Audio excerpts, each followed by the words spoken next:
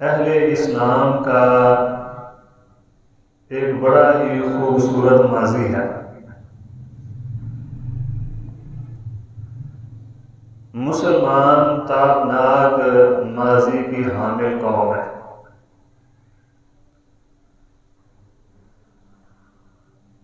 ابتدا میں کچھ مشکلات کا سامنا کرنا پڑا ہے، لیکن پھر اللہ سبحانہ و تعالی نے اپنے نبی اور اہل ایمان کی مدد فرمائی، اسلام کو، اپنے پسندیدہ دین کو اللہ تعالی نے غالب کرنا شروع کیا۔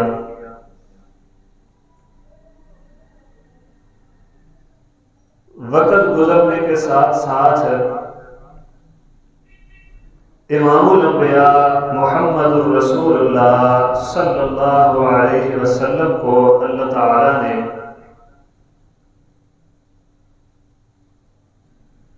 عرب پر غلبہ عطا فرمایا۔ لوگ جماعتوں کی صورت میں اسلام میں داخل ہونے لگے، خلافت راشدہ کا دور آیا۔ اللہ تعالیٰ نے اسلامی سلطنت کی حدود میں وسعت عطا فرمائی۔ دوسرے خلیفہ امیر المومنین سیدنا عمر بن خطاب رضی اللہ عنہ کا دور آیا تو 22 لاکھ مربع میل پر مسلمانوں کی حکومت تھی۔ وقت گزرتا گیا، عروج ملتا گیا، بنو امیہ آئے، بنو عباس آئے۔ اللہ تعالی اپنی رحمت سے اہل اسلام کو لمحہ بلمحہ، قدم بہ قدم عروج عطا فرماتے گئے۔ ایک وقت ایسا آیا کہ جو فیصلہ اہل اسلام کرتے تھے دنیا کی دوسری قوموں کو وہی ماننا پڑتا تھا۔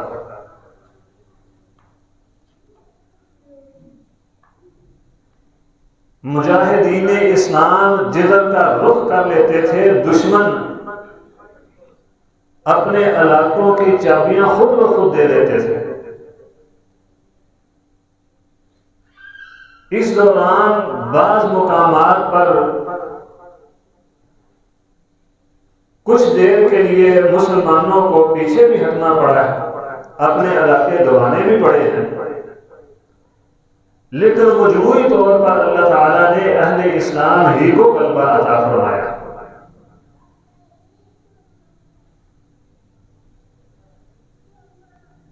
جس طرح ہم سنتے ہیں کہ ہر عروج کو زوال بھی آتا ہے، نبی مکرم صلی اللہ علیہ وسلم کی پیشین گوئیوں کے مطابق پھر اہل اسلام کا زوال شروع ہوا۔ اپنی ہی بدعمالیوں کی وجہ سے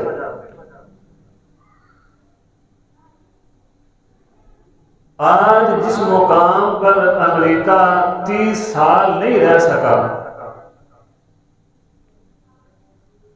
سوویت یونین 50 سال اس مقام پر فائز نہیں رہ سکی، دنیا پر اپنی حکومت چلانے کا خواب برطانیہ 100 سال نہیں دیکھ سکا، اللہ وحدہ لا شریک نے یہ خواب تقریباً 1100 سال تک مسلمانوں کی آنکھوں کو دکھایا۔ ایسی ایسی طاقتور حکومتیں، خلافت عثمانیہ کا دور، ہمارے اس علاقے میں مغل بادشاہوں کا دور، پھر زوال شروع ہو گیا۔ مسلمانوں کی اپنی بدعمالیوں کی وجہ سے وہ جو عروج تھا وہ زوال کی طرف جانا شروع ہوا۔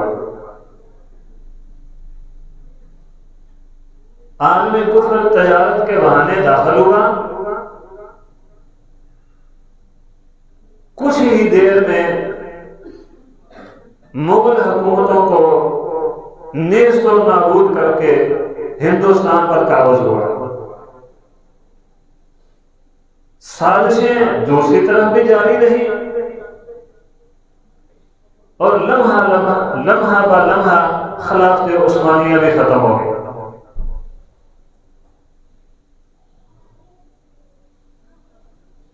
اور پھر یہ عروج بدلا اس طرح کہ نہ مسلمانوں کی عزت محفوظ رہی، نہ مال محفوظ رہا، نہ جان محفوظ رہی، نہ دین محفوظ رہا، نہ اسلام محفوظ رہا۔ آج حالت یہ ہے کہ ہماری بات کی کوئی اوقات نہیں ہے۔ دوسرے مذاہب کو دیکھیں اور ہماری تعداد کو دیکھیں تو تقریباً اگر ایک کافر کو لیں تو کم و بیش کو 2 مسلمان ایک کافر کے مقابلے میں بنتے ہیں۔ آج وہ یہودی جو ہمارے قبلہ اول پر قابض ہیں، مسجد اقصی پر، بیت المقدس پر، اگر ان کو دیکھیں، ان کی تعداد اور مسلمانوں کی تعداد کو دیکھیں تو ایک یہودی کے مقابلے میں تقریباً 100 مسلمان بنتا ہے۔ یہ کم سے کم اندازہ ہے، اتنی تعداد ہے۔ اوقات یہ ہے کہ ہم کوئی بات کریں تو کوئی وقت نہیں اس بات کی، کوئی حیثیت ہی نہیں ہے۔ ہمارے گھروں سے ہماری ماں بہنوں کو اٹھا لیا جاتا ہے، ہم کچھ کر سکتے نہیں۔ عافیہ صدیقی ہمارے سامنے، یہ تو ایک مثال ہے، ایسی بے شمار مثالیں موجود ہیں۔ چند ایک سے دنیا واقف ہے، انجام پتہ نہیں کتنے ہیں، گمنام نہ جانے کتنے ہیں۔ ہمارے بیٹوں کو، ہمارے باپوں کو ہمارے گھروں سے اٹھا کر لے جاتے ہیں، ہم کچھ نہیں کر سکتے۔ جو حکم ہوتا ہے دشمن کا ہمیں وہ ماننا ہی پڑتا ہے۔ ایسا کیوں ہے؟ وہ قوم جس کو اللہ تعالیٰ نے سب سے زیادہ وقت عروج عطا فرمایا، وہ قوم جس کا بہترین ماضی ہے، وہ قوم جس کا ادنا سا انسان، ادنا سا فرد بھی دشمن کے محلات میں جا کر سینہ تان کے جواب دیتا تھا، آج اپنی حکومتوں میں، اپنے ملکوں میں کوئی اوقات نہیں۔ کیا وجہ ہے؟ سب سے پہلی وجہ اللہ وحدہ لا شریک پر ایمان نہیں ہے۔ میرے بزرگوں ساتھیوں، میں شروع میں معذرت کرتا ہوں، آج باتیں کچھ کڑوی بھی ہوں گی، اکثر ایسی ہوتی ہیں میری باتیں۔ وجہ یہ ہے ہم نے میٹھا کھانا شروع کر دیا، کڑوا نہیں ہم کھاتے۔ ہمیں بس جنت چاہیے، بھائی جنت سناؤ، جنت جنت جنت ایسے مل جائے گی، جنت یہ جنت وہ جنت، ساتھ جہنم کا ذکر ہی ہم سننا چاہتے۔ وہ بندہ تو بڑا ظالم بندہ ہے جو ہمارے سامنے جہنم کا ذکر کرے۔ جنت بھی تب ہی ملے گی جب جہنم سے بچنے کی کوشش کریں گے۔ سب سے پہلی بات اللہ وحدہ لا شریک پر ایمان نہیں، اللہ پر بھروسہ ہی نہیں، توکل ہی نہیں۔ اللہ تعالیٰ نے فرمایا وَلَا تَهِنُوا وَلَا تَحْزَنُوا وَأَنْتُمُ الْأَعْلَوْنَ إِن كُنتُم مُؤْمِنِينَ۔ اگر تم ایمان والے ہو، سستی بھی نہیں دکھانی، کمزور بھی نہیں پڑنا، غالب تمہیں کروں گا میں۔ وعد اللہ الذین آمنوا منکم، میں نے ایمان والوں کے ساتھ وعدہ کیا ہے۔ کیا وعدہ اللہ جی؟ وعد اللہ الذین آمنوا منکم وعملوا الصالحات لیستخلفنہم فی الارض، زمین پر خلافت تمہاری قائم ہوگی، زمین پر بادشاہت حکومت تمہاری ہی ہے۔ کرنا کیا؟ یعبدوننی لا یشرکون بی شیئا، میری عبادت کرنی ہے، میرے اوپر ایمان لے آؤ، میرے ساتھ کسی اور کو شریک کرنا نہیں۔ لَيَسْتَخْلَفَنَّهُمْ فِي الْأَرْضِ كَمَا اسْتَخْلَفَ الَّذِينَ مِنْ قَبْلِهِمْ وَلَيُمَكِّنَنَّ لَهُمْ دِينَهُمُ الَّذِي ارْتَضَىٰ لَهُمْ، تمہارے ہی دین کو غالب کروں گا، بس مجھے وحدہ لا شریک مان لو۔ آج میرا غوث اعظم بھی اور ہے، میرا داتا بھی اور ہے، میرا مشکل کشا بھی اور ہے، میرا حاجت روا بھی اور ہے، میرے نظام کو بہتر کرنے والا بھی اور ہے۔ میں آس اور امید لگائے بیٹھا ہوں اپنے ہی جیسے انسانوں پر کہ وہ فلانا آئے گا تو میرے ملک کی بہتری ہوگی، فلانا آئے گا تو میں کامیاب ہوں گا، فلانا آئے گا تو میری معیشت درست ہوگی۔ کیا خیال ہے؟ یہ اللہ کے ساتھ شراکت نہیں ہے؟ کبھی نہیں ہم نے کہا اللہ تیرے سامنے ہم جوڑی پھیلائے بیٹھے ہیں، ہمیں ظالموں سے نجات دلا دے، ہمیں اچھا حکمران دے دے، ہماری معیشت بہتر کر دے، ہماری معیشت جو ہے مضبوط کر دے، ہمارے حال پر رحم فرما دے، اللہ ہماری اصلاح فرما دے، ہمارے اخلاق اچھے کر دے۔ کبھی ایسا نہیں، فلانا آئے گا معیشت بہتر ہوگی، فلانا آئے گا ملک قرضوں سے نکلے گا، فلانا آئے گا ہمیں تعلیم ملے گی، فلانا آئے گا ہمیں ہسپتال دے گا۔ 5 سال بعد پھر وہی باتیں کر کے وہ چلے جاتے ہیں، ہم وہی 5 سال امید لگا بیٹھے رہتے ہیں۔ یعبدوننی لا یشرکون بی شیئا، یہ امیدیں لگانی سی اللہ تعالیٰ سے، لیکن میری اور آپ کی امیدیں کس سے ہیں؟ میرے اور آپ جیسے ہی انسانوں سے۔ یعبدوننی، میرے پاس امیدیں لے کر آنی ہیں، لا یشرکون بی شیئا، کسی اور کو شریک نہیں بنانا۔ تو پھر میرا وعدہ ہے وعد اللہ الذین آمنوا منکم وعملوا الصالحات لیستخلفنہم فی الارض، جو عروج میں نے پہلوں کو دیا تھا، کما استخلف الذین من قبلہم، جو طاقت میں نے پہلوں کو دی تھی، جو عروج پہلوں کو دیا تھا، وہی عروج میں تمہیں بھی عطا کروں گا۔ یہ میرا تمہارے ساتھ وعدہ ہے۔ لیکن اللہ کے وعدے پر ہمیں یقین آیا نہیں۔ ایک ہم جیسا انسان اٹھ کے کہتا ہے میں آؤں گا، مجھے لاؤ، میں تعلیم دوں گا، میں تمہیں ہسپتال دوں گا، میں بازار بنا دوں گا، میں گلیاں بنا دوں گا، میں فلاں کر دوں گا۔ ہم کہتے ہیں ہاں یہ ٹھیک ہے۔ اللہ تعالیٰ فرماتے ہیں میں تمہیں حکومت دے دوں گا، آؤ میرے دربار پر جو کجاؤ آ کے، یعبدوننی، امیدیں اپنی مجھ سے وابستہ کر لو، میرا وعدہ ہے کہ حکومت تمہاری ہے۔ بھئی میں نہیں بادشاہ بن سکتا، میں وزیر اعظم نہیں بن سکتا، میرے اندر کو انسان ہونے کے اعتبار سے کوئی کمی ہے، آپ نہیں بن سکتے، کسی غریب کا بچہ نہیں بن سکتا۔ وہ خاندان کے خاندان کیوں چلے آ رہے ہیں؟ اس لیے کہ ہم نے اللہ کے ساتھ اوروں کو شریک بنا لیا، ایک کو حاجت روا بنا لیا، دوسرے کو مشکل کشا، تیسرے کو داتا، چوتھے کو غوث اعظم، فلانے کو اولاد دینے والا، فلانے کو یہ کرنے والا، فلاں معیشت بہتر کرنے والا ہے، فلاں آ کے ملک کی حالت سنبھالے گا، فلاں آئے گا تو جناب ہمارے قرضے اتر جائیں گے۔ میرا یا آپ کا بچہ جب پیدا ہو کے پہلی سانس لیتا ہے تو ہزاروں روپے کا مقروض ہوتا ہے، لیکن جن سے ہم امیدیں وابستہ کیے بیٹھے ہیں وہ آئیں گے، معیشت بہتر کریں گے، وہ اتنا کما چکے ہیں کہ 5-7 نسلیں بیٹھ کر کھاتی ہیں تو ختم نہیں ہوگی۔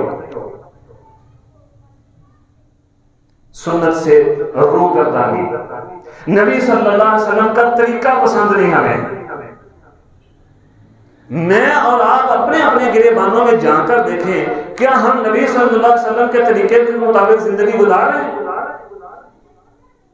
اللہ وحدہ لا شریک نے فرمایا لعن الذین کفروا من بنی اسرائیل علی لسان داؤد و عیسی بن مریم ذلک بما عصوا وکانوا، لعن الذین کفروا من بنی اسرائیل علی لسان داؤد و عیسی بن مریم، ہم نے عیسی بن مریم اور داؤد علیہ التحیۃ والتسلیم کی زبان سے بنی اسرائیل پر لعنت کروائی ہے۔ اللہ جی کیوں؟ وجہ کیا؟ ذالک بما عصوا وکانوا یعتدون، وجہ یہ ہے کہ وہ حد سے بڑھنے والے تھے، نبی کی سنت کو پسند نہیں کرتے تھے، نبی کی توہین کرتے تھے، نبی جو طریقہ لے کر آتے تھے وہ طریقہ ان کو پسند نہیں تھا۔ آج مجھے اور آپ کو اب دور کی بات نہیں کرتے، مجھے اور آپ کو اپنے اپنے گرے بانوں میں جان کر دیکھنا چاہیے کیا میرے گھر کا نظام نبی صلی اللہ علیہ وسلم کے طریقے کے مطابق ہے؟ فرمایا لعن الذین کفروا من بنی اسرائیل علی لسان داؤد بھی صاحب شریعت تھے، کتاب دی گئی تھی، و عیسی بن مریم اور عیسی بن مریم بھی صاحب شریعت تھے، کتاب دی گئی تھی، دونوں کے دونوں رسول تھے، نبی نہیں تھے خالی۔ فرمایا ان دونوں کی زبان سے ہم نے بنی اسرائیل پر لعنت کروائی ہے۔ ذالک بما عصوا وکانوا یعتدون، اس لیے کہ یہ اللہ کی حدود کو کراس کر جانے والے تھے، ان کو طریقہ انبیاء کا پسند نہیں تھا، اور بنی اسرائیل کی تاریخ ہمارے سامنے ہے، قرآن پڑھ کے دیکھ لیں، سارا اللہ تعالیٰ نے ذکر کیا ہے۔ اللہ اکبر۔ فرمایا یا ایھا الذین آمنوا ان تنصروا اللہ ینصرکم ویثبت اقدامکم، تم اللہ کی مدد کرو اللہ تمہاری مدد کرے گا۔ بلا اللہ کو کسی کی مدد کی ضرورت ہے؟ نہیں مدد کی ضرورت۔ پھر یہ کیا ہے؟ ان تنصروا اللہ، تم اللہ کی مدد کرو، ینصرکم اللہ تمہاری مدد کرے گا۔ مطلب یہ ہے کہ تم میرے بھیجے ہوئے نبی کی سنت پر عمل کرو، میرے بھیجے ہوئے نبی کی شریعت کو فالو کرو، میرے بھیجے ہوئے اسلام کو پسند کر لو، اس کے مطابق زندگی گزارو، ینصرکم اللہ تمہاری مدد کرے گا۔ اللہ کی مدد کیا ہے؟ جنت بھی مل جائے گی، اللہ تعالیٰ دنیا کو بھی جنت بنا دیں گے، مرنے کے بعد تو جنت ہے ہی ہے انشاءاللہ۔ لیکن کیا ہوا؟ ہمیں اسلام پسند ہی نہیں آیا،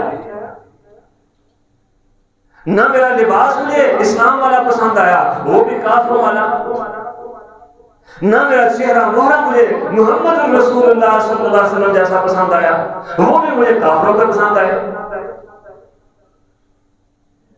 نولیہ ما تولی ونصلہ جہنم، جس طرح ہم پھرے اللہ نے اسی طرح پھیر دیا۔ یہ سنت ہے، یہ اللہ تعالیٰ کا حکم ہے، نولیہ ما تولی، جس طرح پھرو گے اسی طرح پھیر دوں گا، کوئی زبردستی نہیں ہے۔ لا اکراہ فی الدین، دین میں زبردستی کوئی نہیں ہے، مرضی تمہاری ہے۔ انا ہدیناہ السبیل اما شاکرا اما کفورا، شکر گزار بن جاؤ یا کفر کرو، تمہاری مرضی ہے۔ لیکن ان تنصروا اللہ، اللہ کی مدد کرو گے، اللہ کے دین کی مدد کرو گے، اپنی زندگیوں پر دین اسلام کو لاگو کر لو گے، ینصر اللہ، پھر اللہ کی مدد تمہارے ساتھ آ جائے گی۔ اللہ اکبر کبیرہ۔ تیسرا عمل قرآن سے بے رخی، قرآن سے تعلق کمزور۔ امام الانبیاء کا حکم ہے جمعے والے دن سورۃ الکہف پڑھو۔ میں اور آپ جتنے یہاں موجود ہیں، میری مائیں بہنیں بھی، ذرا اپنے آپ سے پوچھیں کس کس نے سورۃ الکہف پڑھی ہے آج؟ یہ تعلق ہے قرآن کے ساتھ ہمارا۔ میں یا آپ، یہ قرآن صرف پڑھنے کی کتاب نہیں ہے، صبح اٹھے کوئی ایک دو رکوع پڑھ لیے بس میں نے قرآن کی تلاوت کر لیا، نہیں بھائی، بات ختم نہیں ہوئی ابھی۔ یہ پڑھنے کی کتاب نہیں ہے بس، یہ تو سمجھنے کی، اس پر عمل کرنے والی کتاب ہے۔ ذرا مجھ سمیت ہم سب اپنے آپ سے پوچھ کے دیکھیں کون کون ہے جو مسجد کے امام صاحب کے پاس یا کسی اور جاننے والے کے پاس گیا ہو، جا کے کہا ہو جی مجھے قرآن کی ایک آیت کا ترجمہ ہی سکھا دے۔ حالت یہ ہے کہ امام صاحب خود اگر قرآن کا درس دینے لگ جائے تو 5, 10, 15, 20 منٹ بیٹھنے کو ہم تیار نہیں ہیں۔ میدان محشر ہوگا، اللہ وحدہ لا شریک کا دربار لگا ہوگا. فرمایا قال الرسول یا ربی ان قوم اتخذوا هذا القرآن مہجورا. اللہ یہ ہے میری قوم جس نے تیرے کلام کو، تیری کتاب کو، اللہ قرآن کو چھوڑ دیا تھا. یہ ہے قال الرسول. یہ رسول اللہ صلی اللہ علیہ وسلم میدان محشر میں اپنی قوم کے متعلق فرمائیں گے، اپنی ہی امت کے خلاف گواہی دیں گے. قال الرسول یا ربی ان قوم اتخذوا هذا القرآن مہجورا. اللہ انہوں نے قرآن کو چھوڑ دیا. یہ تعلق ہے. یہ چند ایک مثالیں آپ اپنے اپنے دیکھیں. تو ہم نے قرآن کو پتہ کیا سمجھا؟ قسم کی باری آئی ہے، لاؤ بھائی قرآن پہ ہاتھ رکھ کے قسم اٹھاؤ. بھائی قسم تو ویسے ہی اللہ کے نام کی اٹھا لو تو کام چل جائے گا. قرآن پہ ہاتھ رکھ کے کوئی زیادہ اٹھائی جائیں گے؟ نہیں بھائی قرآن پہ میں نے تمہارے پیسے دے دیے ہیں یا کوئی چیز دے دی ہے، نہیں بھائی میں نے نہیں لیے، اچھا میں قرآن پہ رکھ دیتا ہوں تم اٹھا لو تو ٹھیک ہے. بس یہاں تک یہ قرآن. عدالت نے گواہی دینی ہے، لاؤ بھائی قرآن پہ ہاتھ رکھ کے گواہی دو. بیٹی کو گھر سے ودا کرنا ہے، رخصتی ہے، تو اس کے سر پہ قرآن رکھو، اسے رخصت کر دو. بس یہی تک ہے قرآن ہمارا. حالانکہ قرآن آیا تھا، اس کو لاگو کیا جاتا اپنی زندگیوں پر.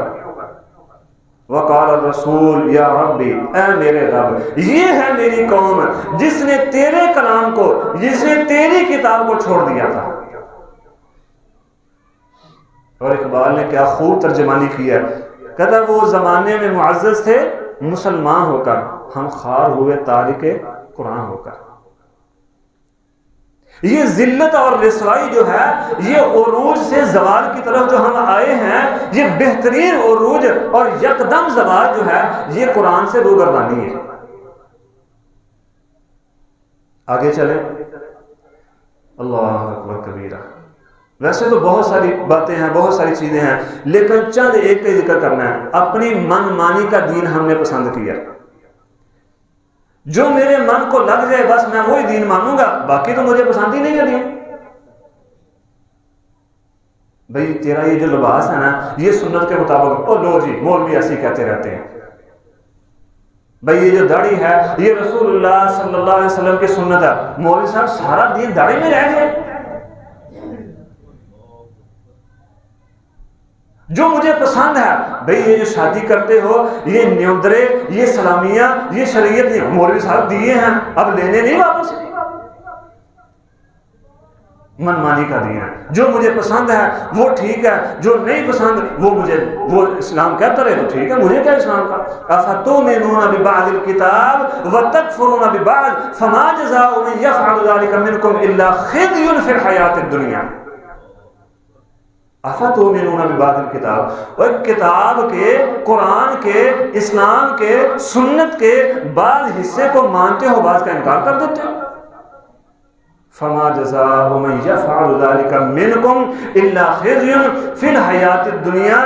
ایسے لوگوں کو دنیا کی ذلت، انتہائی ذلیل زندگی اللہ تعالیٰ عطا فرمائیں گے. وَلَهُمْ فِي الْآخِرَةِ، یہ تو دنیا کی ذلت اور رسوائی ہے نا، آخرت میں سخت عذاب بھی ہے نا ہمارے پاس. بھئی منمانی کا دین اللہ کو نہیں چاہیے. منمانی کا دین اللہ کو نہیں چاہیے. کچھ لوگ آئے اللہ کے نبی صلی اللہ علیہ وسلم کے پاس، اللہ کے نبی ہم ایمان لانا چاہتے ہیں لیکن کچھ شرطیں ہیں. ہاں بھی شرطیں کیا ہیں؟ اللہ کے نبی یہ کام نہیں ہم چھوڑ سکتے، یہ کام نہیں ہم چھوڑ سکتے، یہ نہیں چھوڑ سکتے. فرمایا پھر مجھے تمہارے اسلام کی ضرورت ہی نہیں، جاؤ گھر بیٹھو جا کے. مجھے تمہارے اسلام کی ضرورت نہیں ہے، جاؤ گھر بیٹھو جا کے. یہ منمانی کا دین نہیں چلنا. دین کیسا چلنا ہے؟ اطیعوا اللہ و اطیعوا الرسول، بس دوسری کوئی بات نہیں ہے. میرے مولوی صاحب نے کیا، ہمارا مزید دین کیا، میرے مولوی صاحب کیا کہتے ہیں، میرے پیر صاحب کیا کہتے ہیں، میرے امام صاحب کا کیا حکم ہے، بس اللہ اور اس کے رسول صلی اللہ علیہ وسلم کیا فرماتے ہیں مجھے کوئی پرواہ نہیں اس کی. افتؤمنون ببعض الکتاب وتکفرون ببعض، جو دل میں آیا مان لیا، جو دل میں نہیں ہے وہ نہ صحیح. یہ ہے ہماری ذلت اور عروج سے یکدم ذلت کی طرف کا جو ہے سبب. اللہ اکبر کبیرہ. اتفاق اور اتحاد نہیں ہے، باہم محبت اور پیار نہیں ہے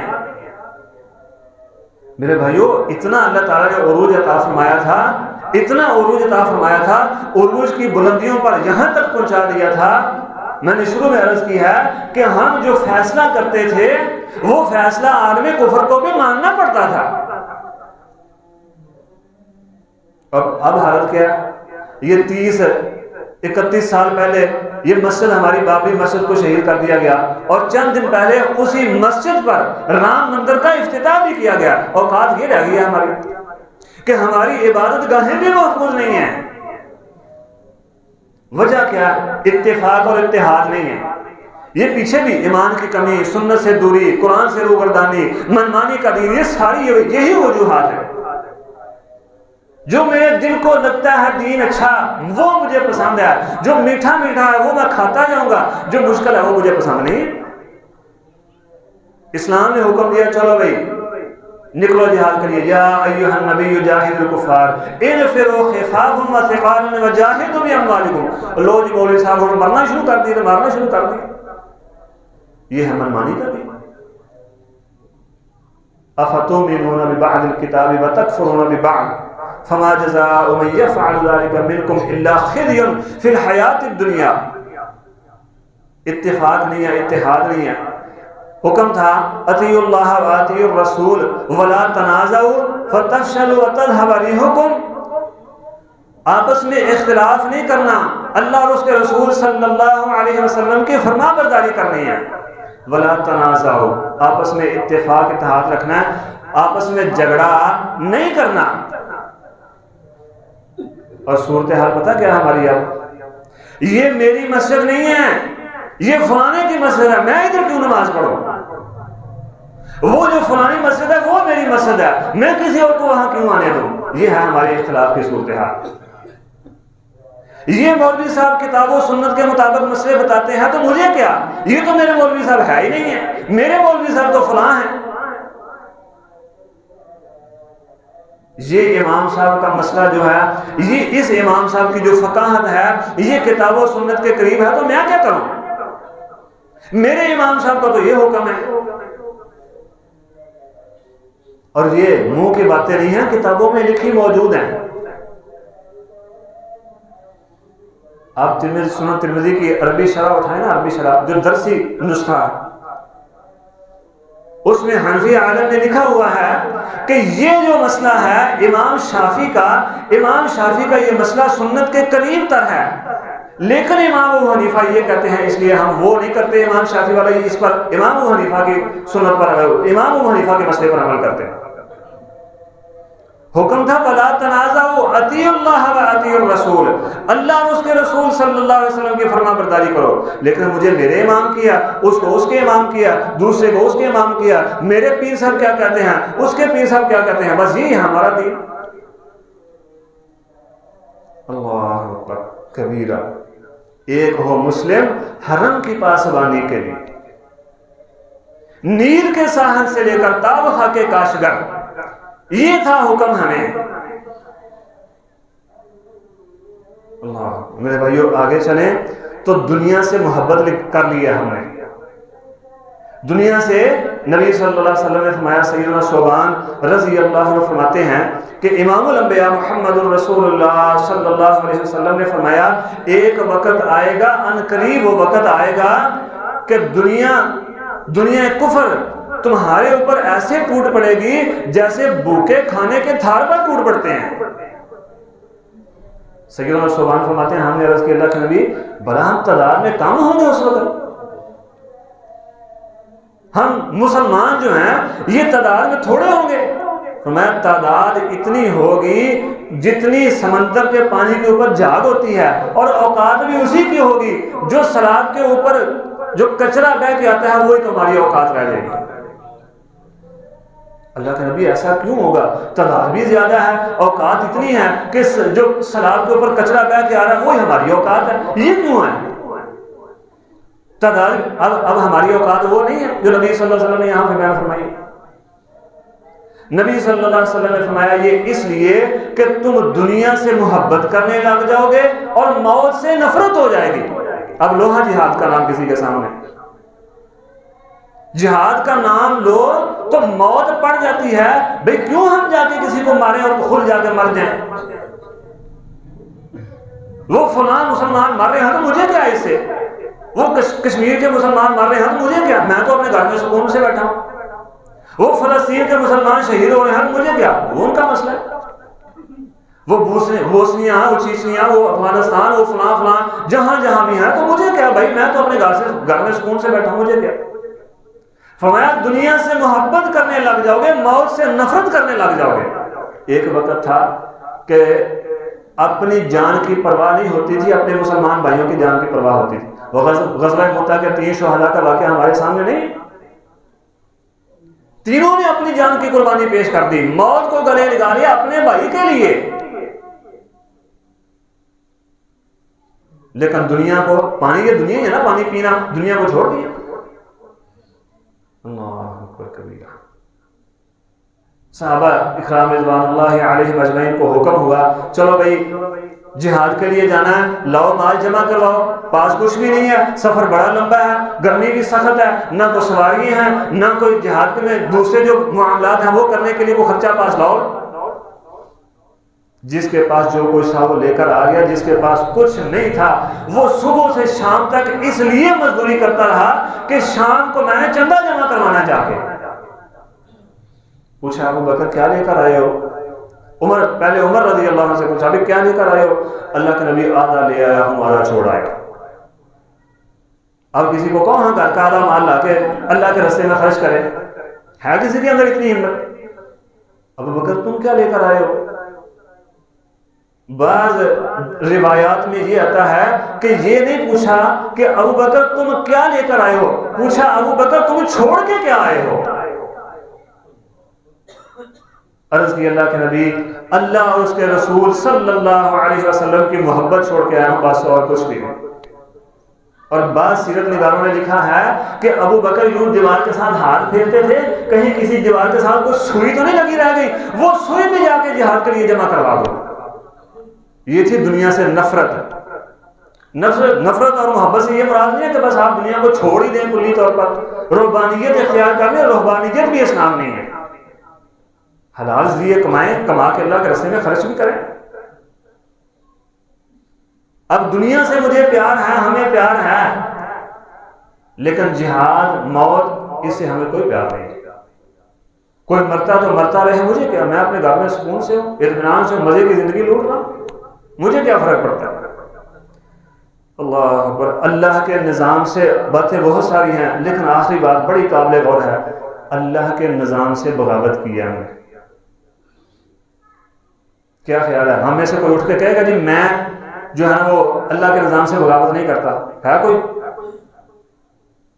ہم سب اجتماعی طور پر سب کے سب اللہ کے نظام کے باغی ہیں۔ اللہ نے کیا فرمایا تھا؟ انی جاعل فی الارض خلیفہ وعد اللہ الذین آمنوا منکم وعملوا الصالحات لیستخلفنہم یا داود انا جعلناک فی الارض خلیفہ۔ اللہ نے اپنی نائبی دی تھی، خلافت دی تھی۔ ہم نے کہا اللہ تیری خلافت کو ہم کیا کریں؟ ہمارے پاس سوشلزم ہے، کمیونزم ہے، ہمارے پاس موجودہ دور کا خدا جمہوریت ہے، تیرے نظام کو ہم کیا کریں؟ ہاں ہمارے پاس جب زمین میں ہم رہ رہے ہیں تو نظام بھی تو ہمارے ہی چلنے چاہیے نا، تیرے نظام کو ہم کیا کریں؟ ہمارے پاس کمیونزم ہے، سوشلزم ہے، ہمارے پاس جمہوریت، بہترین دنیا کے نظام ہے ہمارے پاس ہیں۔ اللہ نے فرمایا چلو ٹھیک ہے کر لو، اس کا بھی مزہ چکھ لو، چکھ لو، جمہوریت کا بھی مزہ چکھ لو۔ میرے بزرگوں، ساتھیوں، یہ جو نظام ہے یہ اللہ کے مقابلے میں باقاعدہ طور پر ایک خدا ہے دور کا۔ یہ کیسے ہے یہ انشاءاللہ اگلے جمعے بتاؤں گا۔ ہم نے اللہ کے نظام سے بغاوت کی، کائنات کے رب نے کہا چلو پھر مزہ چکھ لو اس کا بھی۔ تم میری حکم یہ تھا یعبدوننی، میری غلامی میں آ جاؤ، میری بندگی میں آ جاؤ تو میں تمہیں دنیا میں حکومت عطا فرما دوں گا۔ لیکن ہم نے کہا اللہ ہم بھلا تیری غلامی میں ہیں، ہم تو انسان ہیں، ہم تو کسی کی غلامی نہیں کرتے۔ اللہ نے پھر ہمیں ہمارے جیسے ہی انسانوں کا غلام بنا دیا. اور اب صورتحال یہ ہے کہ ہم غلاموں کے بھی غلام بنتے جا رہے ہیں اور بڑے خوش ہیں. بھائی دیکھو ہمارے پاس جمہوریت ہے، اللہ کے مقابلے میں باقاعدہ ہم نے ایک نظام رکھا ہوا ہے. اللہ کی قسم جب تک اس نظام کے توق کو گلے سے ہم اتارتے نہیں، دنیا میں امن نہیں آ سکتا. زمین کا کوئی ایک ٹکڑا دکھائیں جہاں پر نظام جمہوریت ہو اور امن ہو، کوئی ایک ٹکڑا. جائیں سعودی عرب، بہت زیادہ حد تک جمہوریت سے وہ دور ہیں، اگرچہ کچھ ان کے بھی قوانین ایسے ہیں جو ٹھیک نہیں ہیں، لیکن بہت حد تک دور ہیں. امن ہے کہ نہیں؟ اللہ تعالیٰ نے برکتیں بھی عطا فرمائی ہیں. حکم یہ تھا کہ میرے حکم کے مطابق اپنے قوانین بنا لو، ہمیں کائنات کے رب کے بنائے ہوئے قوانین پسند نہیں آئے. ہم نے باقاعدہ نظام لا کے کھڑا کر دیا اللہ کے مقابلے میں. اللہ نے ہمیں انسانوں کا، اور صرف انسان وہ چلو میں ہوں مسلمان ہوں تو مجھ جیسا کو مسلمان ہو تو اس کی غلامی کو سمجھ آ جاتی ہے، کم از کم میرا دین تو بچا رہے گا نا. اللہ نے ہمارے دشمنوں کا ہی ہمیں غلام بنا دیا اور اب ہم ان کے غلاموں کے غلام بن گئے ہیں. اور غلامی یہاں تک پہنچ چکی ہے ہماری کہ ہم کہتے ہیں بھائی اپنے دشمن کو آنکھیں دکھائی تو وہ ہمیں ہماری روٹی روزی بند کر دیں گے. ہم نے اپنے دشمن کو امریکہ کو آنکھیں دکھائیں تو ہم کھائیں گے کہاں سے بھائی؟ ہم ان سے ٹکر لے سکتے ہیں بھلا؟ یہ ہے ہماری صورتحال. اور یہ وہ ہیں جو ان کے غلام ہیں، ہم تو ان کے غلاموں کے آگے غلام ہیں. کیا خیال ہے؟ یہ غلامی نہیں کہ ہم اپنے لیڈر کا دفاع کرنے کے لیے دوسرے کی ذاتیات پر بھی اتر آتے ہیں. بھی میرا فلانا لیڈر ہے، بس اس کو تو کہے کچھ تو کہہ کے جائے کہاں پر، میں اس کی نہ ماں چھوڑوں گا نہ اس کی بہن چھوڑوں گا. اور ہم نے سمجھ لیا، معذرت کے ساتھ ہم نے سمجھ لیا کہ یہ جو مسجدیں ہیں، یہ جو اللہ کے گھر ہیں، سیاست کا تو تعلق ہی نہیں مسجدوں کے ساتھ. یہ ہمارے ذہنوں میں ڈال دیا گیا ہے. ذرا نبی صلی اللہ علیہ وسلم کو دیکھیں، کون سا کو آپ نے پارلیمنٹ بنائی تھی الگ جا کے جہاں بیٹھ کے دنیا کے فیصلے کرتے تھے؟ کیا نبی صلی اللہ علیہ وسلم جو ہیں وہ بادشاہ نہیں تھے، وہ حکمران نہیں تھے؟ یہی مسجد تھی، یہی مسئلہ تھا، یہی سے فیصلے ہوتے تھے. ابو بکر صدیق کو دیکھے کون سی پارلیمنٹ تھی؟ کون سا تھا ایسا کوئی وزیر اعظم ہاؤس تھا یا کوئی صدر ہاؤس تھا؟ یہی وزیر اعظم کی جگہ تھی، یہی صدر کی جگہ تھی، یہ وزراء کی، یہی گورنروں کی جگہ، یہی مسئلے ہوا کرتے تھے. لیکن ہمیں وہ پسند نہیں آئے. ہم نے کہا نہیں بھائی یہ کیا مسئلہ نہیں، سارا کچھ ہے یہ نہیں، یہ الگ ہونے چاہیے، ایک الگ نظام ہونا چاہیے. اللہ کے مقابلے میں ہم نے نظام کھڑا کیا، کائنات کے رب نے ہمیں ذلیل و رسوا کر دیا. اور ایسی ذلت کہ ہم نے سمجھ لیا، بلکہ سمجھ نہیں لیا، اب ہم کہتے بھی ہیں زبانوں سے کہ اگر دشمن سے ٹکر لی تو ہمارا کھانا پینا بند ہو جائے گا. ہمیں یہ پتہ ہی نہیں ہے کہ کھلاتا پلاتا تو اللہ تعالیٰ ہے. ہم سمجھتے ہیں فلانا آئے گا وہ ہمیں کھلائے گا. ہم تو جناب بھوک سے مر رہے ہیں، مہنگائی بہت زیادہ، فلاں آئے گا تو مہنگائی ختم ہوگی. اس کا یہ وجہ کیا ہے؟ وجہ یہی ہے کہ ہم نے کائنات کے رب کے نظام کے مقابلے میں اپنا ایک نظام کھڑا کیا، اللہ تعالیٰ نے ذلیل و رسوا کر دیا. جہاں اللہ تعالیٰ نے ہمیں ہماری زوال کے اسباب بتائے ہیں، وہاں اس زوال سے نکلنے کا طریقہ بھی بتایا. یہ نہیں بس ذلیل ہو گئے ہو، اب تمہیں دنیا میں کمتر بنا دیا گیا تو بس یہی کچھ ہے تمہارے لیے. نہیں، اللہ تعالیٰ نے مسلمانوں کو اس ذلت سے، اس حقارت کی زندگی سے نکلنے کا طریقہ بھی بتایا ہوا ہے. ہم نے سمجھ لیا ہے کہ وہ طریقہ ہے بس احتجاج، سڑک پہ جاؤ جا کے کوئی گھنٹہ 2 گھنٹے احتجاج کرو تو بس یہی ہے ہماری ذمہ داری. نہیں، سب سے پہلا طریقہ ہے اس ذلت کی زندگیوں سے نکلنے کا، اپنی جبین نیاز اپنے رب کے سامنے جھکا کر اپنے گناہوں کی معافی، جو گزر چکا ہے اس سے اللہ تعالیٰ سے معافی، اس کی معافی مانگنا. یا قوم استغفروا ربکم ثم توبوا الیہ، اے میری قوم، انبیاء نے تقریباً تمام انبیاء نے کہا ہے یا قوم استغفروا ربکم، اے میری قوم کے لوگوں اپنے رب سے معافی مانگو. معافی مانگے تو کیا ہوگا؟ توبوا الیہ یرسل السماء علیکم مدرارا ویزدکم قوۃ الی قوتکم، اللہ تمہیں طاقتور بنا دے گا، پھر سے تمہیں قوت عطا فرما دے گا، تمہاری طاقت کو بحال کر دے گا پھر سے. پہلا طریقہ اپنے گناہوں کی معافی مانگنا، اللہ کے سامنے آ کر جھک جانا، عاجز بن جانا کہ اللہ جو ہو گیا ہے ہم قبول کر کے معافی مانگتے ہیں، آئندہ ہمیں اپنی رحمت سے نواز دے.